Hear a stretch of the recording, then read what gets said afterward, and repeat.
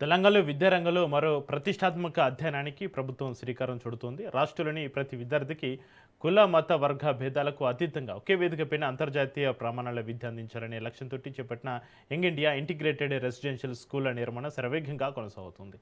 తొలి దశలో 105 నియోజకవర్గాల్లో ఒక్కో పాఠశాల ఏర్పాటు చేయాలని నిర్ణయించిన ప్రభుత్వం ఇప్పటికే 86 స్కూళ్ల నిర్మాణ పనులను వివిధ దశలో కొనసాగిస్తుండగా మరో 19 స్కూళ్లకు పరిపాలన అనుమతుల ప్రక్రియ తుది దశకు చేరుకుంది.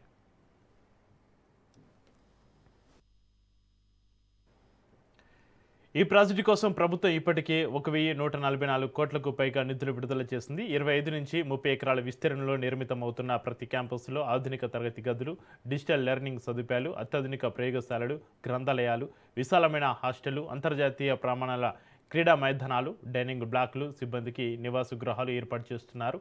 ఒకే క్యాంపస్లో సుమారు 2,650 మంది విద్యార్థులకు వసతి కల్పించేలా ప్రణాళిక రూపొందించారు.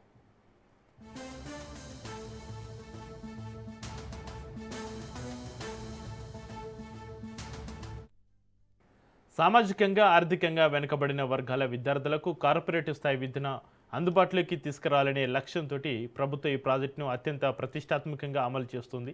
నిర్మాణాలు పూర్తయితే తెలంగాణ విద్యారంగంలో ఈ స్కూళ్లు మరో మైలురాయిగా నిలవనున్నాయి.